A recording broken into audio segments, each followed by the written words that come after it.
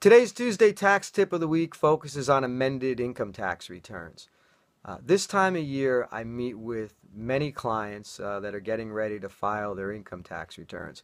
And whenever I meet with a new client, I ask them to bring their prior few years' tax returns. And the reason for this is I scan the returns to see whether either there was an item that was reported incorrectly, or maybe an item was reported correctly, but there may be a better way to report it, or some things that we can do in order to get the taxpayer some additional money back. And the way you do this is you file an amended tax return.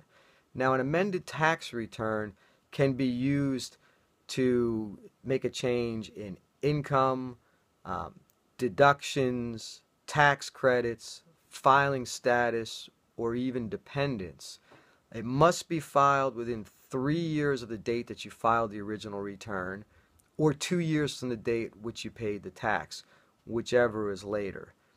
Often I'm asked, well, if I file an amended return, will that be a red flag to the IRS?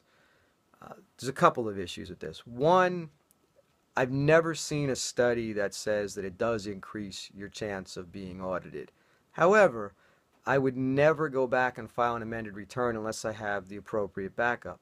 So let's say, for instance, I was looking at your 2013 income tax return this year and noticed that you reported your home mortgage interest, but for some reason you left off your home equity interest, when I saw your information for this year.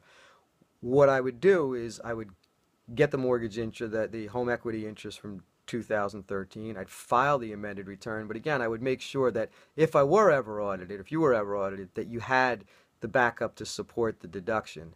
So amended returns are a great way, if you've made a mistake, to go back and correct it, as long as you do it within the correct time frame.